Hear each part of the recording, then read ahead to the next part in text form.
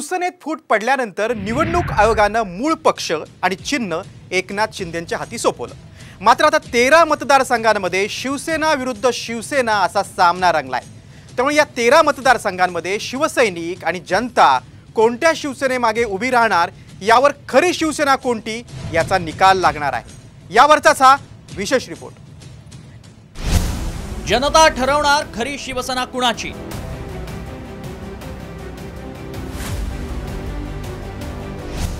जनतेच्या कोर्टात शिंदे ठाकरेंचा निकाल।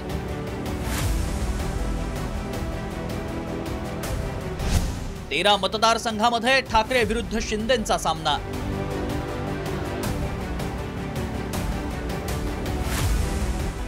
एक्झिट पोलच्या आकड्यांमुळे महाराष्ट्रात महायुती आणि मवियात चुरशीचा सामना होणार असल्याचं चित्र पुढे आलंय। मात्र या आघाड्यांच्या संघर्षात सर्वांचं लक्ष लागलंय तर राज्यातल्या 48 पैकी सर्वाधिक हाय व्होल्टेज ठरलेल्या 13 मतदारसंघांकडे। कारण खरी शिवसेना कुणाची हे 13 मतदारसंघातले शिवसैनिक आणि जनता ठरवणार आहे। राज्यातल्या 13 जागांवर ठाकरे गट आणि शिंदे गटात सरळ लढत होतीये। या मतदारसंघामध्ये धनुष्यबाण सरस ठरणार की मशाल याचीच परीक्षा या निवडणुकीत होतीये। कोणते आहेत हे मतदारसंघ पाहूया। ठाणे हा शिंदेंचा बालेकिल्ला समजला जातो।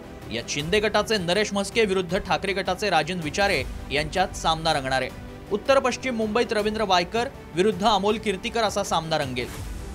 दक्षिण मध्य मुंबईत राहुल शेवाळे विरुद्ध अनिल देसाई असा सामना रंगणार आहे। दक्षिण मुंबईत यामिनी जाधव विरुद्ध अरविंद सावंत यांच्यात सामना रंगेल। कल्याणात श्रीकांत शिंदे विरुद्ध वैशाली दरेकर हे दोघं रिंगणात आहेत। मावळमध्ये श्रीरंग बारणे विरुद्ध संजोग वाघेरे पाटील यांच्यात लढत होणार आहे। नाशिकमध्ये हेमंत गोडसे विरुद्ध राजाभाऊ वाजे यांच्यात लढत होणार आहे। शिर्डीमध्ये सदाशिव लोखंडे विरुद्ध भाऊसाहेब वागचौरे असा सामना रंगेल। हातकणंगलेत धैर्यशील माने विरुद्ध सत्यजित पाटील अशी लढत होईल। औरंगाबादमध्ये संदीपान भुमरे विरुद्ध चंद्रकांत खैरे असा सामना रंगणार आहे। हिंगोलीत बाबूराव कदम विरुद्ध नागेश पाटील आष्टीकर असा सामना रंगेल। बुलढाण्यात प्रतापराव जाधव विरुद्ध नरेंद्र खेडेकर अशी रंगतदार लढत होणार आहे। यवतमाळ वाशिममध्ये राजश्री पाटील विरुद्ध संजय देशमुख असा सामना रंगेल।